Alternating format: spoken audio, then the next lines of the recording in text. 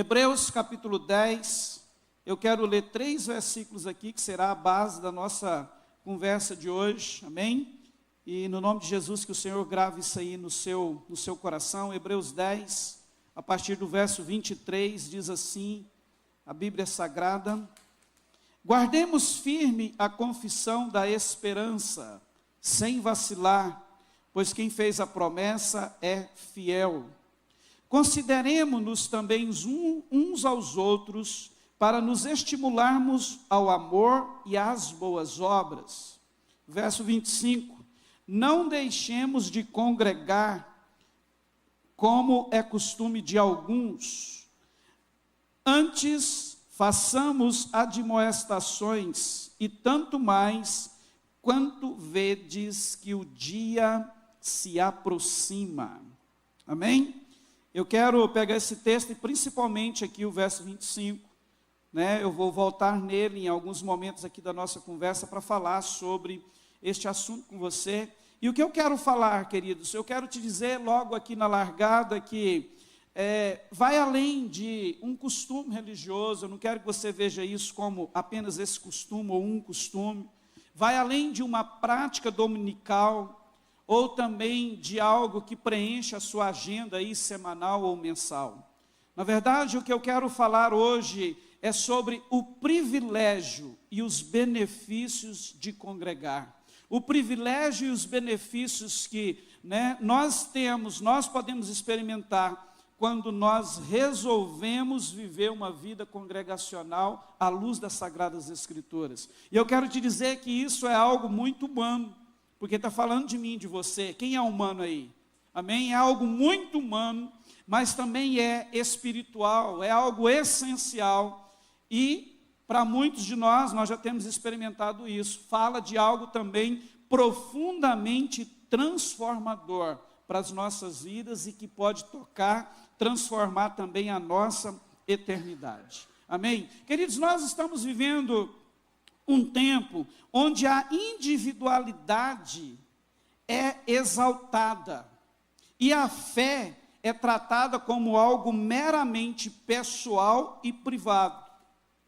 Mas a verdade é que Deus está nos chamando como igreja nesses dias para nadar, para caminhar, para ir contra essa maré, esse pensamento de individualismo a respeito da fé, que paira na mente e no coração de muitas pessoas. Por que que Deus está fazendo isso? Porque a vida cristã não foi projetada por Ele para ser vivida de forma isolada. Quando você olha para aquilo que a Bíblia diz, sim, Deus nos salvou individualmente, mas ao mesmo tempo que Ele faz isso, a intenção dEle é que esta pessoa, agora salva, seja inserida em uma família espiritual. E a Bíblia vai dizer para nós que essa família espiritual é a igreja, é o corpo de Cristo. E nós vemos, queridos, que isto não é um corpo qualquer. A Bíblia nos mostra que a igreja foi chamada para viver como esse corpo, sendo um organismo vivo e ativo, ou seja, fala de algo dinâmico, onde cada membro é importante e necessário. Deixa eu te dizer algo, no projeto de Deus para a sua família, você é importante e necessário. Só isso de amém? Deixa eu repetir, no projeto de Deus para a sua família, a igreja, você mesmo, é importante e necessário. Deus conta com você para fazer com que essa ideia seja algo que impacte as nações, impacte a terra. Amém? Nós estamos falando, querido, da família de Deus. Então, deixa eu te perguntar algo, você já parou ou tem parado para pensar no privilégio que é fazer parte desta família? Não é uma família qualquer, nós estamos falando da família de Deus, a qual você foi inserido, foi enxertado nela, como diz Paulo, e você faz parte, e é nessa família que você é importante, Deus conta com você, amém? Então o primeiro ponto que eu quero destacar nessa reflexão de hoje é isso, é analisarmos, é refletirmos sobre este privilégio, porque fomos feitos família de Deus. Amém? E é um privilégio enorme isso. Quando nós lemos Efésios capítulo 2, versículo 12 e 13, a gente vê Paulo dizendo assim àquele povo, àqueles irmãos: naquele tempo, estáveis sem Cristo. Pula algumas palavras aí, lá na frente ele vai dizer: estranhos às alianças da promessa, não tendo esperança, mas agora em Cristo, vós que antes estáveis longe, fostes aproximados pelo sangue de Cristo. Quando você pula alguns versículos, depois de Paulo falar sobre o que Jesus fez para tornar possível essa aproximação, ou seja, a nossa redenção, ele continua com sua explanação e disse, no verso 19, assim, já não sois mais estrangeiros e peregrinos, mas concidadãos dos santos e sois da família de Deus. Olha o que é que Deus fez. Deus olha para mim e para você, que um dia estávamos longe, estávamos aqui, ou éramos, como ele diz, estranhos à aliança, às promessas divinas. Através de Cristo Jesus, ele nos traz para perto, pelo derramamento do seu sangue. E a Bíblia vai dizer agora, queridos, que nós não somos mais estrangeiros, estranhos, peregrinos, mas nós passamos, através de Cristo, nós passamos a ser concidadãos dos santos, parte da família de Deus. Isso merece um glória a Deus, irmãos. Este texto de Efésios é um dos trechos da Bíblia mais claros sobre a nossa inserção na família de Deus. Foi por Cristo, sim. Cristo nos resgatou, fez de nós forasteiros, peregrinos, pertencentes à família divina.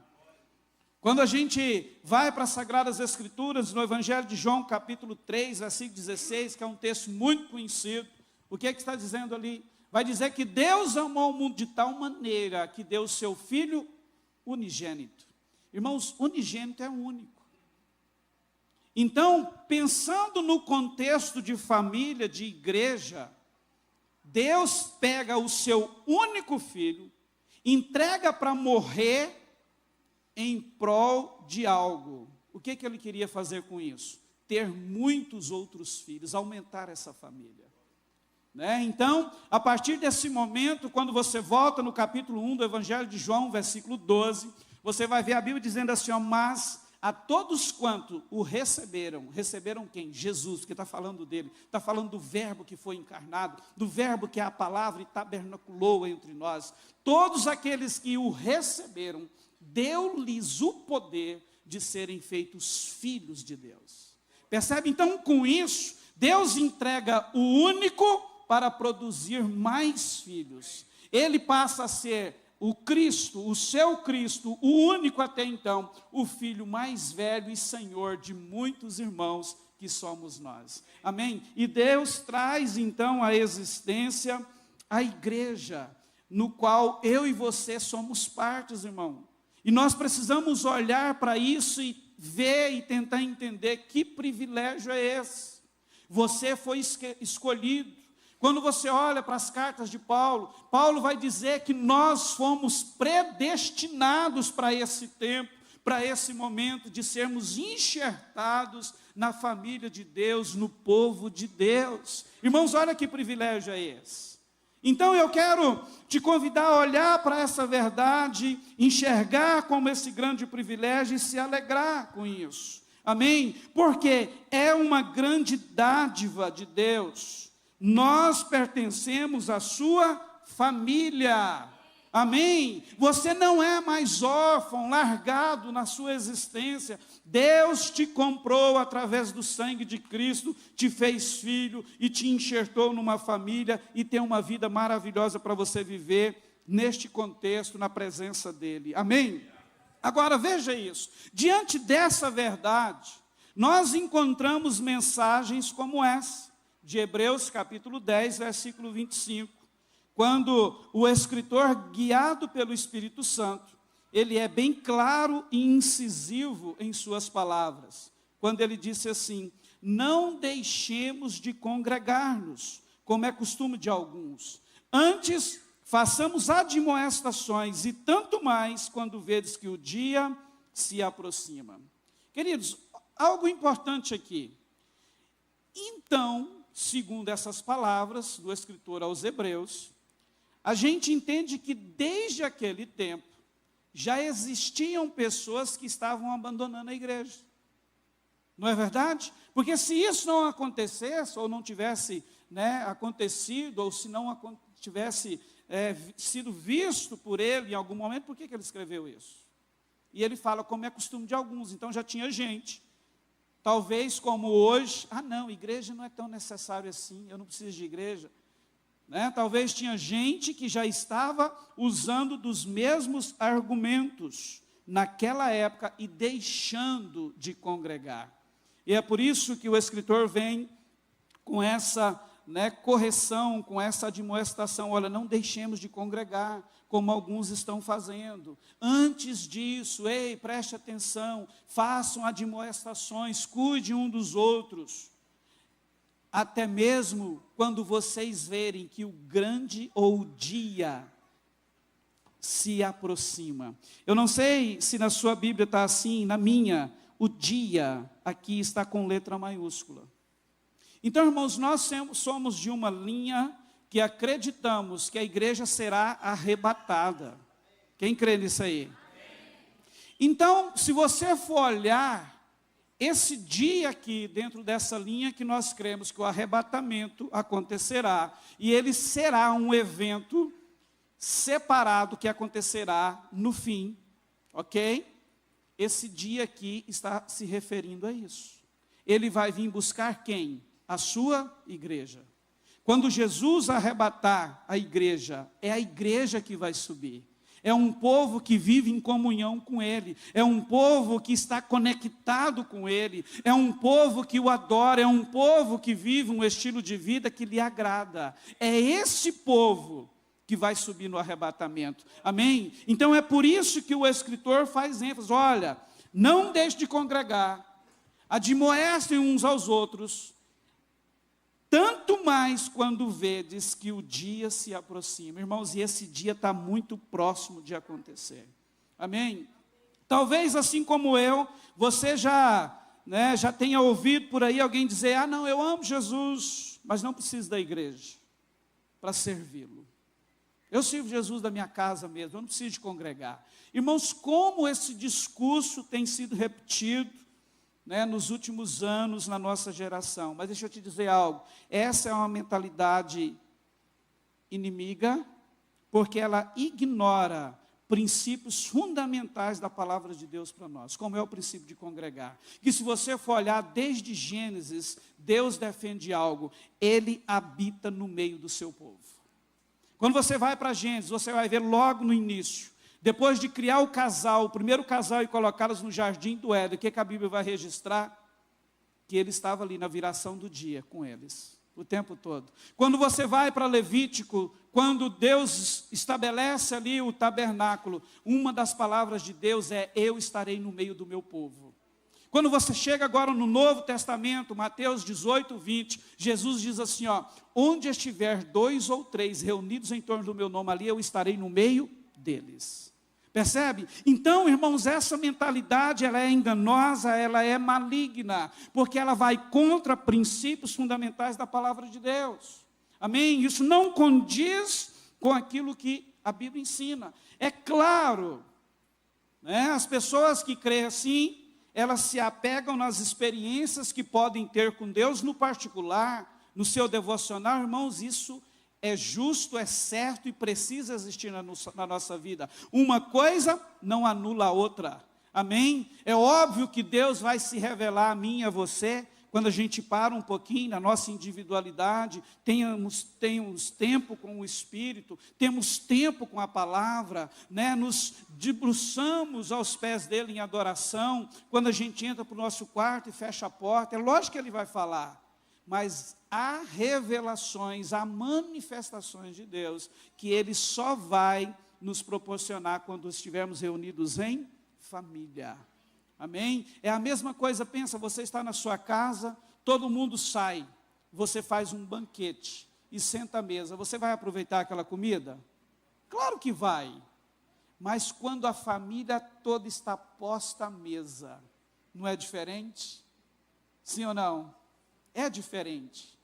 Né? Você pode comer uma comida deliciosa sozinho e se aproveitar dela, mas quando você está à mesa com os seus, irmãos, o negócio fica mais gostoso ainda. Amém? Aquilo que era maravilhoso fica sobrenatural. É essa a ideia de Deus para nós, irmãos.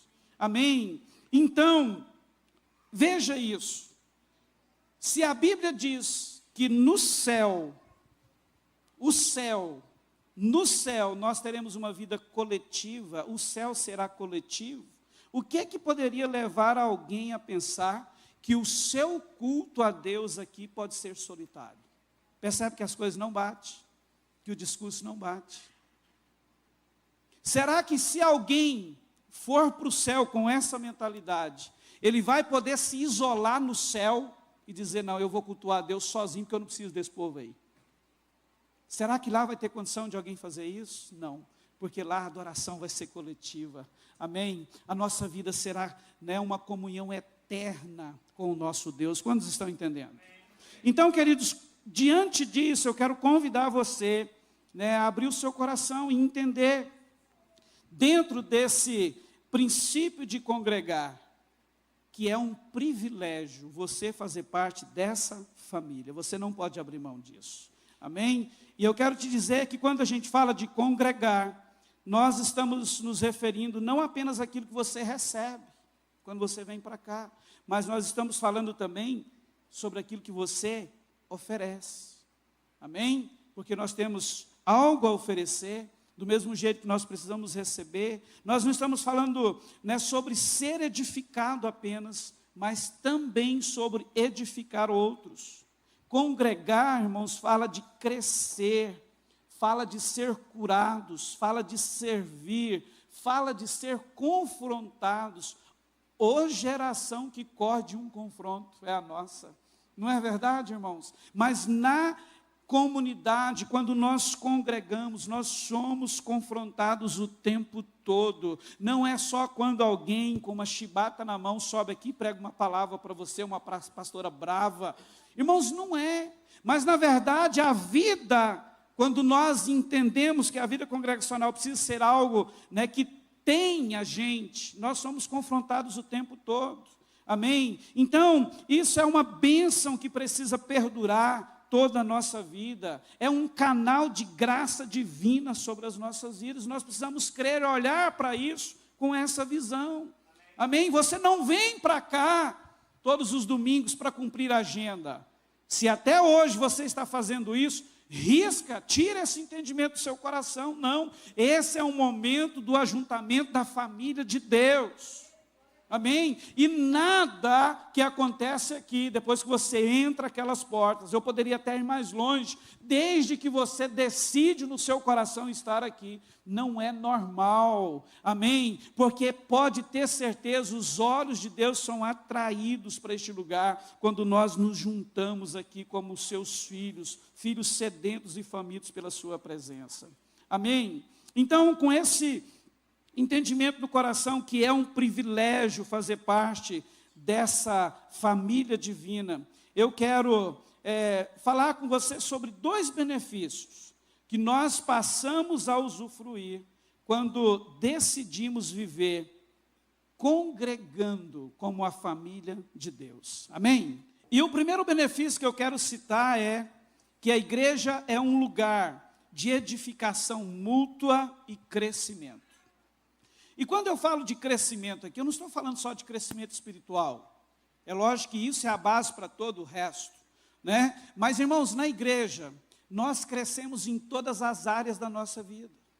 Nós crescemos como homem, como mulher, como casal, como família, como profissional. Quem é empresário pode ser edificado aqui para ser um empresário melhor.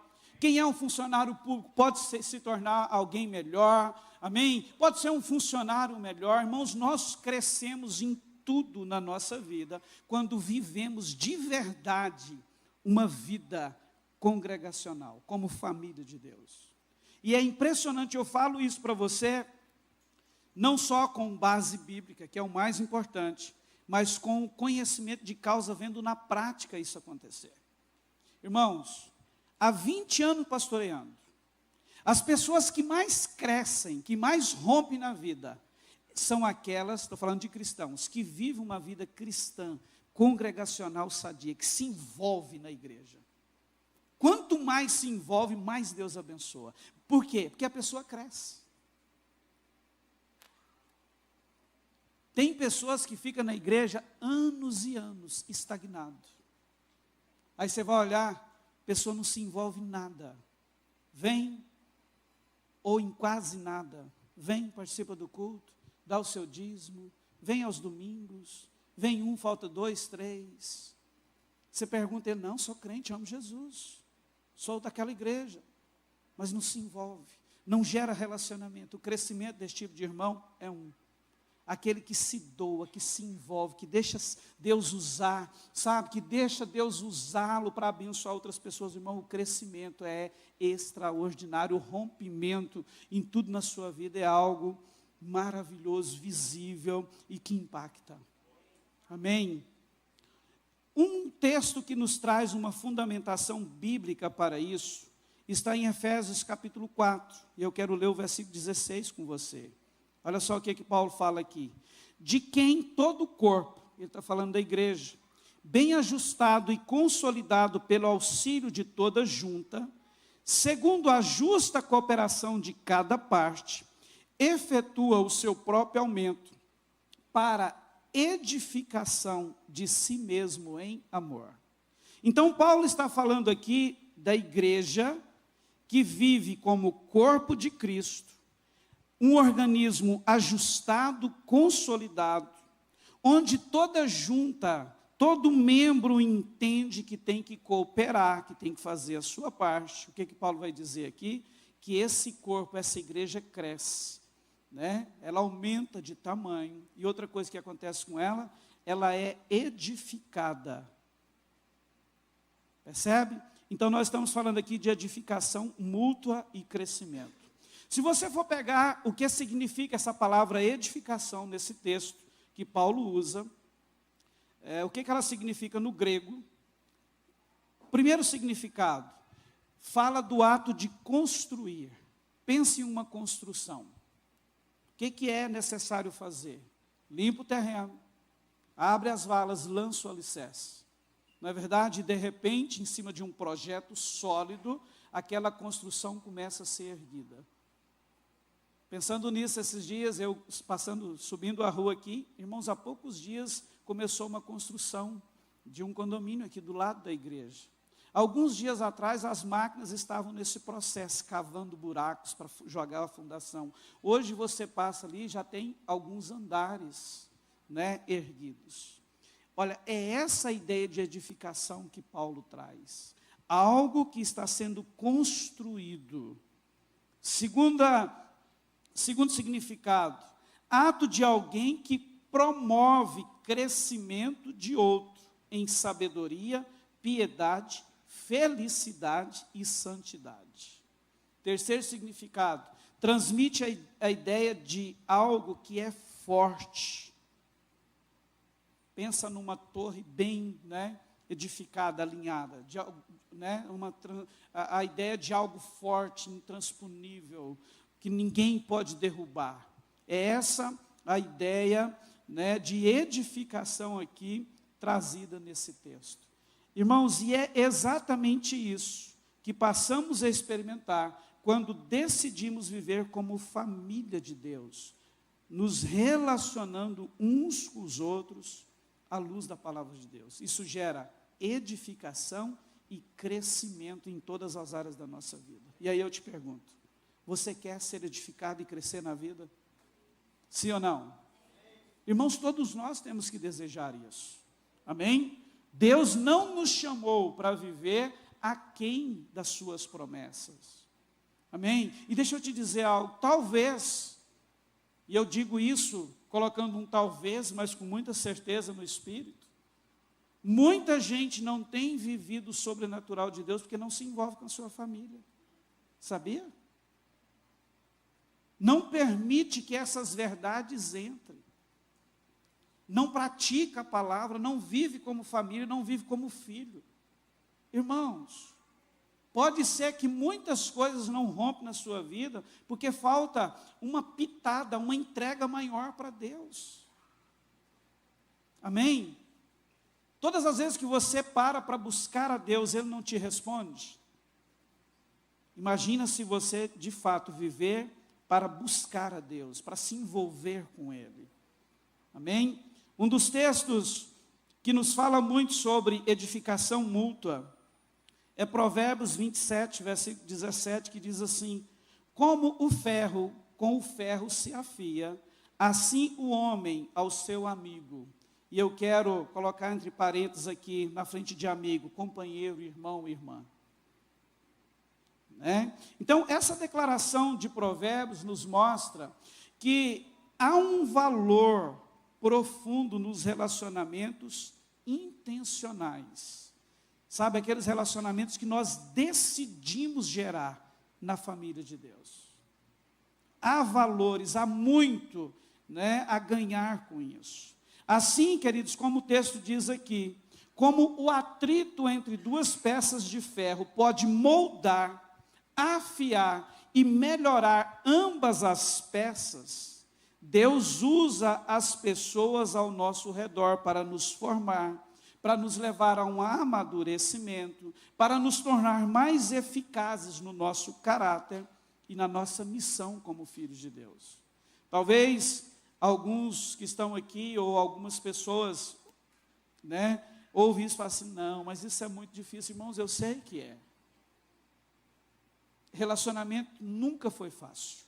E deixa eu te dizer uma coisa, só vai ser na glória que nós vamos ser perfeitos. Enquanto a gente existir aqui, os relacionamentos vão ser dureza. Mas isso não pode invalidar o que a palavra de Deus nos desafia a fazer. Relacionamento na família de Deus é como se fosse um relacionamento na nossa família. Por que que alguns casamentos perduram e outros não?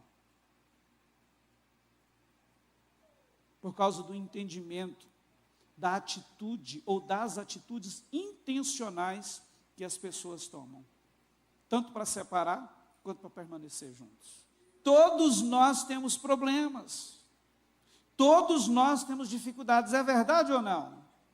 A gente se ama, é óbvio, irmãos, mas nós muitas vezes somos insuportáveis.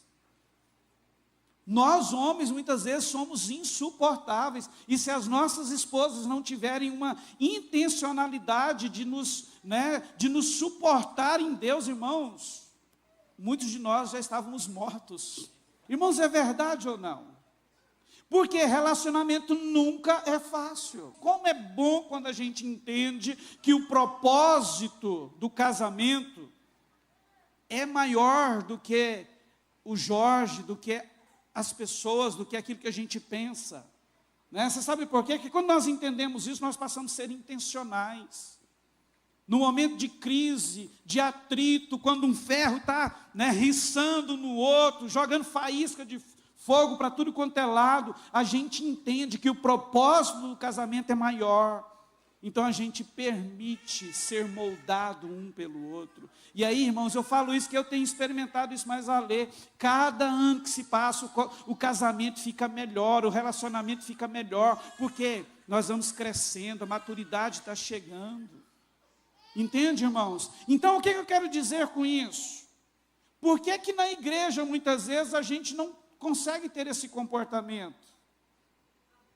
Né? A gente tem um probleminha, e de repente aquilo já é motivo para sair da igreja, para abandonar a congregação, exatamente em momentos em que Deus está usando os ferros para se atritar, ralar um no outro com força para nos moldar, a gente olha para aquilo e foge do tratamento de Deus, e não deixa Deus usar aquele instrumento. Irmãos, tem irmãos que é canseiro assim como eu e você somos, muitas vezes. E Deus vai usar os canseiros, Deus vai me usar para tratar de você. Percebe isso, irmãos? Nós precisamos nos abrir para isso. Aqui, todos nós somos instrumentos para curar, e instrumentos e canais que precisam receber cura. Isso aqui é um hospital, ninguém é perfeito. Entende? Então é por isso que eu estou falando, né, de relacionamentos intencionais na vida cristã. Eu decido me relacionar com você aqui dentro. Você precisa ter a mesma ideia. E a gente olhar e dizer assim, espera aí, tem um propósito maior em tudo isso, que vai me beneficiar maravilhosamente. E vai glorificar o nome daquele que morreu por nós. Porque o propósito disso aqui, da igreja, é exatamente isso.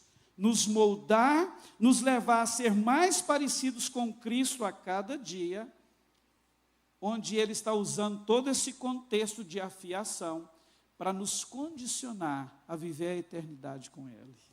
Amém? Quantos estão entendendo? Né? Então, não sei o que você já viveu no contexto de igreja, talvez você já foi traído, você já decepcionou. Irmão, deixa eu dizer uma coisa, eu demorei muitos anos para entender isso. Ser traído dentro da igreja, no contexto de família, isso é a coisa mais normal. Sabia disso? Dói pra caramba. Ah, irmão, como dói? Mas isso é normal, sabe por quê? Porque nós estamos falando de uma igreja que é humana, cheia de gente falha, cheia de pessoas, muitas vezes com problema de caráter, que estão aqui para ser lapidadas, e muitas vezes, esse que não tem um caráter tão refinado, Deus vai usar você para alinhar o caráter dele. Quantos estão entendendo? Amém? Então, não tem porquê, devido, né, aos desprazeres, às coisas ruins que a gente viveu nesse contexto, a gente olha e diz assim, eu não quero mais igreja. Pelo contrário, a gente tem que olhar e dizer assim, agora é que eu quero igreja, porque eu vou mostrar para Satanás que Deus tem razão quando Ele me chamou e me fez filho. Eu posso. Se não tem ninguém para viver esse negócio comigo, eu vou viver. Eu estou aqui disponível. Não desistir do negócio, irmãos. Amém? E quantas vezes a gente vê isso acontecendo dentro do contexto família? Quando a gente encara esses relacionamentos de forma intencional, de forma madura, irmãos, eles se tornam ferramentas nas mãos de Deus para a nossa correção, encorajamento, crescimento mútuo. Um irmão, por exemplo, que exorta o outro com amor, uma conversa sincera que um tem com o outro, olhando no olho, diz assim, cara, espera lá, né? Entende? Ser verdadeiros em amor. Amém? Né? Uma palavra firme, numa hora certa. Um pega para capar quando precisa, irmãos. Porque família é isso. Não é beijinho para lá e para cá toda hora, não. A gente sabe disso. Tem hora que o caldo vai engrossar, e a gente tem que ser verdadeiro à luz da Bíblia um com o outro, olhando no olho, sendo verdadeiro, com amor. Deixa eu te dizer, tudo isso é afiação. Não se trata de competição, mas de edificação. É verdade ou não? E nós precisamos encarar essa verdade. E precisamos fazer disso, fazer com que isso jogue ao nosso favor. Deus, eu estou aqui para ser usado, porque eu quero gerar edificação, e estou pronto para receber toda a edificação que o Senhor tem para mim, através da vida dos meus irmãos. Quantos estão entendendo? Então, no meio desse tempo em que muitos querem viver uma fé isolada, muitos fogem de confronto, nós nos encontramos com esse versículo de Provérbios 27, 17. Então, nós precisamos entender que, na verdade, o Senhor está nos convidando a cultivar relacionamentos maduros e espirituais, onde a verdade e o amor vão caminhar juntos, e onde todos, ambas as partes, saem afiados, mas preparados e semelhantes a Cristo. Você pode dizer amém? Então, creia, este é um lugar de edificação e crescimento. Segundo benefício que eu quero trazer para você, é que na igreja é um lugar onde nós encontramos suporte espiritual e emocional. Irmãos, e como nós precisamos disso? Algo que faz toda a diferença naqueles momentos difíceis que enfrentamos. E cá para nós, quem aqui não passa, já passou, não passa e ainda vai passar por momentos assim? Que tudo que você precisa é de um ombro amigo para deitar a sua cabeça e chorar. Ou de alguém para parar a correria da vida e te ouvir. Eu não sei você, mas muitas vezes a gente não tem ninguém nem com quem conversar, irmãos. Uai, cadê a família? Por que eu não tenho ninguém na igreja para fazer isso? Por que eu não tenho ninguém nesse contexto de família de Deus para fazer isso? Sabe o que está acontecendo com muitos cristãos? Por não ter isso aqui, por não viver isso aqui, muitas vezes fala com alguém lá fora que não tem a mentalidade cristã.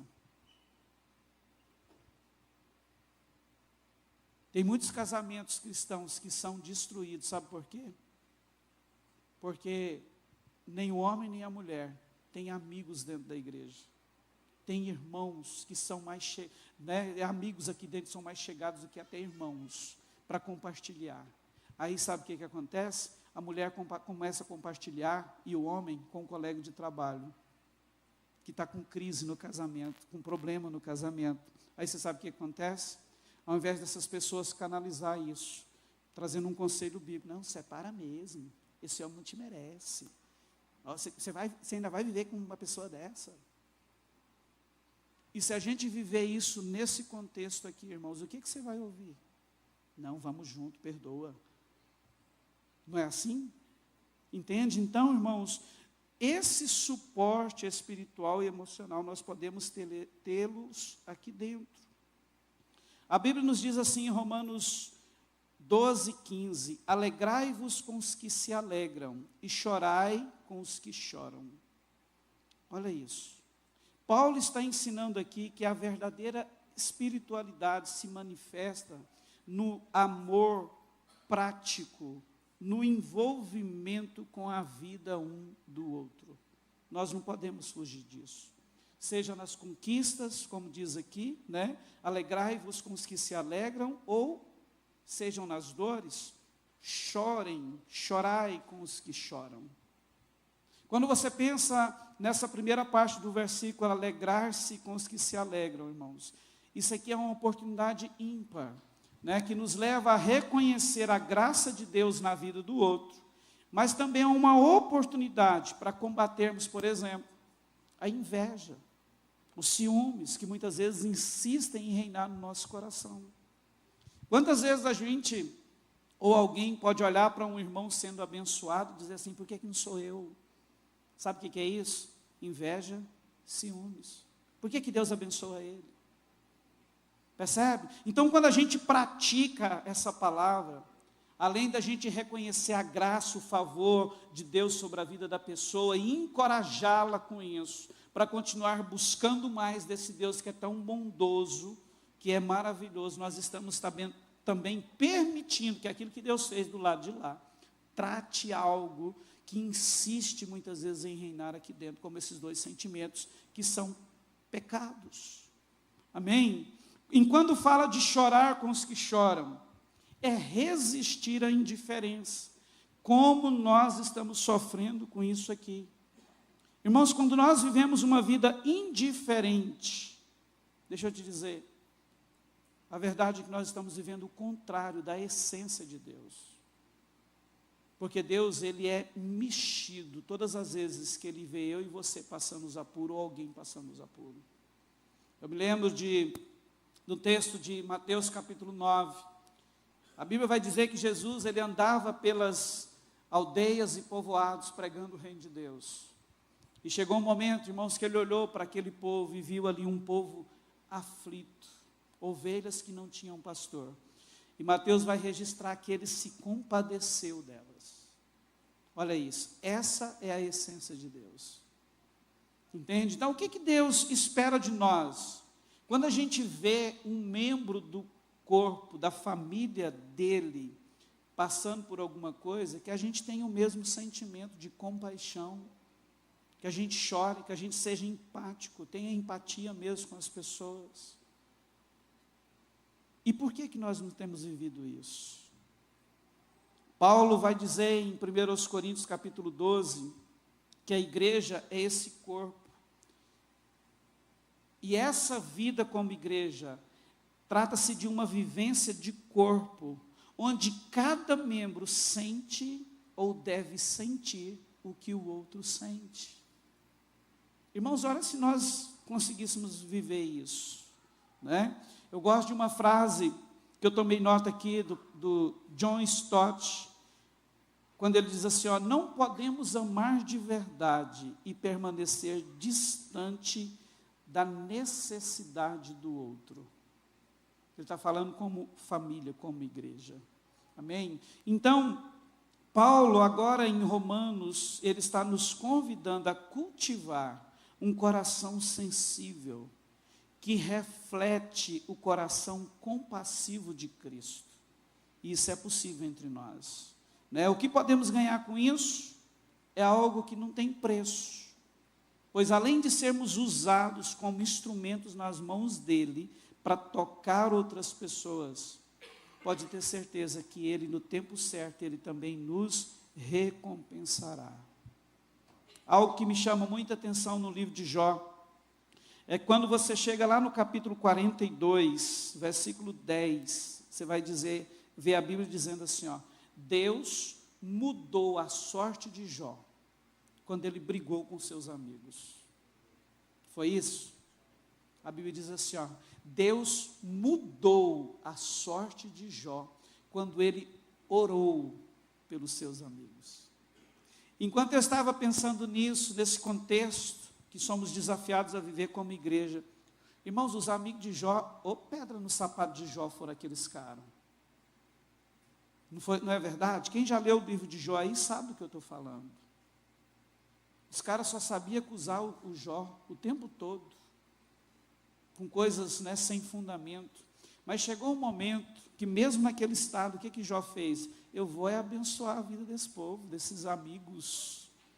E quando ele fez isso, irmãos, a Bíblia diz que Deus mudou a sorte dele, quando ele orava pelos seus amigos. E como que Deus fez isso? Deus deu a Jó o dobro de tudo aquilo que ele possuía. Aí, me veio isso na mente, enquanto eu estava pensando nesse assunto, eu disse, Senhor, então o que nós podemos ganhar, quando nós passarmos de verdade a orar uns pelos outros? Porque aqui eu não estou falando de amigos, eu estou falando de irmãos. O que nós podemos usufruir na tua presença, da tua bondade, quando a gente entender isso e começar a orar uns pelos outros de verdade? Você consegue mensurar? Consegue pensar o que poderia vir da parte de Deus para a nossa vida? De bondade e favor, se nós vivêssemos isso? É verdade ou não, irmãos? Percebe o tanto que nós perdemos, né, de suporte, quando nós não nos dispomos a ser suporte? Amém? Que como eu disse, né, ser congregar não é sobre o que você vai receber, é também sobre aquilo que você vai dar. E este lugar é um lugar onde você tem e também ganha suporte. Amém? Glória a Jesus por isso. Então, queridos, a Bíblia nos ensina que a vida cristã ela não foi idealizada por Deus, como eu disse, para viver no isolamento. A igreja é um presente de Deus para nós. Aqui nós somos fortalecidos, corrigidos, moldados, preparados para uma vida bem-sucedida, enquanto vivermos aqui como cidadãos terrenos. E também é nela que Deus está preparando um povo para viver com Ele na eternidade. E nós não podemos abrir mão disso, né? Então, como tem sido falado aqui, o grande desafio para nós hoje é: não negligencie o congregar. Não negligencie o privilégio que Deus te deu de fazer parte dessa família e viver isso de uma forma intensa, com uma disposição sobrenatural no seu coração. Irmãos, nós estamos vivendo dias difíceis. Hoje se troca a igreja por tudo na vida, por um jogo de futebol. Sabia? Por qualquer coisa. É sério isso, irmãos. Eu vim de um tempo que nada, absolutamente nada, o mundo tinha quase que acabar para impedir a gente de ir para a igreja aos domingos. Hoje, irmãos, e já tem tempo isso, muitas vezes as pessoas olham pela janela do apartamento, vê uma nuvem do tamanho da mão de um homem no céu, e olham assim, eu acho que hoje vai chover, não vou na igreja não. Irmãos, é assim ou não? Como eu disse, se o time vai jogar, o time do coração vai jogar no domingo, às 4 da tarde, não vem para a igreja porque prefere ver o time jogar. E deixa eu te dizer algo, tudo isso demonstra o valor que nós temos dado a esse privilégio que Deus nos deu de fazer parte da igreja. É verdade ou não, irmãos? Talvez isso não é tão assim na sua vida. Se não é, que o Senhor, te leve a crescer ainda mais nisso. E ser instrumento para incentivar outros a aprender a valorizar esse privilégio de viver uma vida de igreja. Amém? Eu gostaria antes de encerrar, nós estamos compartilhando aqui desse grande privilégio que é fazer parte da igreja de Deus, onde nós destacamos esses 2 benefícios que nós usufruímos ao congregar, que é edificação mútua e crescimento, suporte espiritual e emocional. Mas eu quero desafiar você a fazer algo prático agora. De verdade, amém? Porque muitas vezes a gente vem e escuta uma palavra, mas peraí, o que isso realmente vai mudar na minha vida? Que impacto isso vai mudar? O que eu vou fazer a partir de agora de forma intencional para mudar? Ou para melhorar a minha vida nisso? Então eu quero deixar 2 questões aqui para você se avaliar. Primeiro, pergunte para você mesmo: eu tenho ajudado alguém a carregar os seus fardos? Eu tenho sido suporte para alguém aqui dentro dessa igreja, desse lugar? Segunda questão: eu tenho permitido que alguém me ajude a carregar os meus fardos? Eu tenho permitido que alguém me proporcione suporte espiritual e emocional aqui dentro? Eu quero te levar a pensar nisso. Sabe, irmãos, porque há 2 lados da história, né? Tem pessoas que não querem ser ajudados, que não querem receber, não aceitam receber suporte de forma nenhuma. Não querem, não se permitem ser ajudados. E tem aqueles que também não querem ajudar. Aquela vida egoísta. Não quero me dispondo a ajudar ninguém. Deus precisa tratar as 2 coisas. Ao mesmo tempo que eu tenho que estar aqui disponível para você ser usado para me edificar, eu tenho que estar disponível para ser usado para te edificar. Nós temos vivido experiências, irmãos, que nos mostram isso. Quantas vezes aqui dentro alguém vai abençoar ou querer intencionalmente chegar perto de você e você já resiste à pessoa? Talvez Deus está querendo usar ali aquela pessoa para te oferecer um ombro, para você chorar. E você não dá abertura nenhuma para a pessoa se aproximar.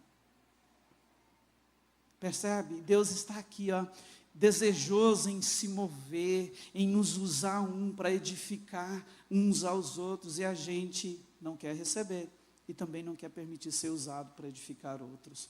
Irmãos, Deus está nos chamando para mudar isso. Amém? Então, pensa, se todas as vezes que você vir para cá, você vir com essa mentalidade, esse é um lugar onde eu vou ser edificado, eu vou crescer, eu vou receber suporte, Deus vai mover essa comunidade para me abençoar e cuidar de mim. E eu estou aqui disponível para ser instrumento na mão dEle, para gerar edificação, crescimento e para ser suporte na vida dos meus irmãos. Irmãos, o quadro muda ou não muda? Amém? Você pode ficar de pé? Eu creio, irmãos, numa comunidade que eu a chamo da comunidade da cruz. Sabe o que é isso no meu coração? É uma comunidade que ama como Jesus ama. Uma comunidade que está disponível a levar os fardos uns dos outros. E todos juntos andam mais leves, porque se ajudam. E o Senhor quer nos levar, irmãos, a crescer nisso, a ser essa igreja, a viver isso, amém? Onde nós valorizamos o privilégio de sermos família, onde nós decidimos, irmãos, viver isso intencionalmente neste lugar. Quero te convidar a não só ficar de pé, mas a orar neste momento. Eu quero voltar com você nessas duas questões. Quero te levar a pensar um pouquinho mais sobre isso. Você tem ajudado alguém a carregar os seus fardos como membro dessa família? Você tem permitido que alguém te ajude, que alguém seja suporte para você? O tempo todo você vai ver a Bíblia dizendo que nós temos que amar uns aos outros, que nós temos que cuidar uns dos outros, servir uns aos outros. Ah, irmãos, o Senhor quer ver uma igreja vivendo isso de uma forma intensa, a ponto de fazê-lo feliz. Pensa, irmãos, se a gente conseguir colocar isso em prática, o que Jesus vai sentir quando Ele olhar para nós? Quando todo o egoísmo for deixado de lado, e a gente passar a viver, não apenas para nós mesmos, mas viver em prol uns dos outros. Eu tenho certeza de uma coisa: quanto mais a gente se doar, mais Deus vai derramar de graça e favor sobre a nossa vida. E aí a gente vai se doar mais, e Deus vai continuar derramando graça e favor sobre a nossa vida. Você pode orar, você pode falar com o Senhor neste momento. Até que ponto Ele pode ter você dentro desse chamado para esses dias? Você é filho. Você não é mais um qualquer na existência. Deixa eu te lembrar de algo. Quando você lê Efésios capítulo 2, você vai ver a Bíblia dizendo que eu e você estávamos mortos, condenados a uma eternidade sem Deus. A Bíblia vai dizer que mortos nos nossos pecados e delitos, mas Deus nos encontrou, nos fez filhos, nos enxertou nessa família. Irmão, por Ele, por você, por mim, por nós, Deus nos desafia a viver essa vida intensa como família. Eu não sei você, mas quando eu olho para esse grande desafio, eu quero, sabe por quê? Porque eu tenho entendido a sua importância, a minha importância nesse lugar, nessa família, e mais do que isso, eu quero viver para honrar o nosso Jesus, porque é por causa dele que nós fomos transformados, é por causa dele que nós estamos aqui neste lugar, como os seus irmãos mais velhos, como os filhos de Deus, como a família de Deus neste lugar. Então eu quero honrá-lo, vivendo uma vida com você, meu irmão, minha irmã, que agrada o seu coração. Quando o profeta Isaías foi falar sobre ele, capítulo 53, Isaías vai dizer que um dia Jesus olharia e ele veria o fruto do seu penoso trabalho. E esse fruto, irmãos, são pessoas salvas, enxertadas na igreja, no corpo de Cristo, e vivendo a vontade de Deus para essa família. Você pode fechar os seus olhos e orar comigo neste momento. Espírito Santo, aqui está, Deus, a tua palavra, Deus, que traz esse grande desafio para nós, grande na proporção da mente humana, mas muito atingível quando nós olhamos para aquilo, ó Deus, que está no teu coração para nós, na disposição do Senhor se manifestar no nosso meio, nos levando a viver isso, viver de uma forma intensa o contexto de família da qual o Senhor nos fez parte. Eu quero orar agora, Deus, por mim e por cada um que estão aqui. Espírito Santo, que haja em nós uma decisão, Senhor, de viver isso na íntegra, Deus, de permitir que o Senhor nos use para gerar edificação, crescimento, para ser suporte, mas que o Senhor também tire de nós todo orgulho, toda independência, todo sentimento de isolamento, ao ponto de nos colocarmos à disposição para sermos edificados, para sermos levados a crescer, para receber suporte em todas as áreas que nós precisarmos na nossa vida, Senhor. Que o Senhor encontre aqui filhos e filhas, uma família ou parte da sua família, rendida aos teus pés, disposta a experimentar todos os benefícios que o Senhor tem para nós, como essa família, a tua família neste lugar. Obrigado pela tua palavra, Senhor, que é tão rica, ó Deus, que fala de uma forma tão clara e profunda a nós nesta noite. Eis-nos aqui, Senhor.